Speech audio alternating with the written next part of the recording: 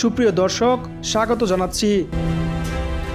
সংযুক্ত আরব আমিরাতের বাণিজ্যিক রাজধানী দুবাইয়ে মিউজিয়াম অব দ্য ফিউচার পৃথিবীর সবচেয়ে সুন্দর ভবন এর উদ্বোধন করা হয়েছে, যা নির্মাণ করতে সময় লেগেছে 9 বছর।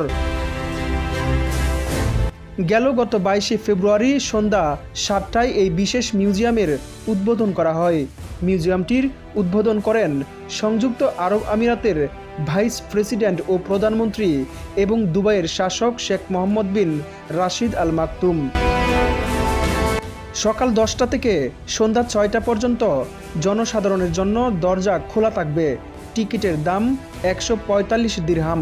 3 বছরের কম বয়সী শিশু এবং প্রতিবন্ধীরা বিনামূল্যে প্রবেশ করতে পারবে। এটি 77 মিটার লম্বা। এই মিউজিয়াম মূলত ভবিষ্যতের পৃথিবী কেমন হবে তার একটি ব্যাখ্যা দিচ্ছে প্রযুক্তিগতভাবে। এটি 30,000 বর্গমিটার এলাকা জুড়ে বিস্তৃত। স্তম্ভবিহীন কাঠামোটি তৈরি হয়েছে একটি অভিনব পদ্ধতিতে।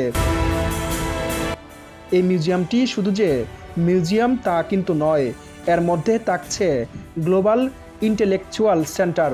এছাড়া এটি একটি জীবন্ত গবেষণাগার, যা আরব বিশ্বের শীর্ষস্থানীয় বিজ্ঞানীদের মধ্যে সহযোগিতামূলক উদ্ভাবনের চেতনাকে উৎসাহিত করার জন্য ডিজাইন করা হয়েছে,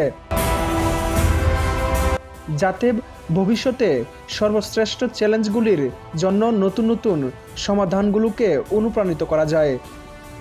ট্রাস্টি বোর্ডের ভাইস চেয়ারম্যান এবং দুবাই ফিউচার ফাউন্ডেশনের ব্যবস্থা পরিচালক মোহাম্মদ আল গারগাবি বলেন, জাদুঘরটি ভবিষ্যতের চ্যালেঞ্জের জন্য নতুন সমাধান তৈরি করতে সহায়তা করতে ডিজাইন করা হয়েছে।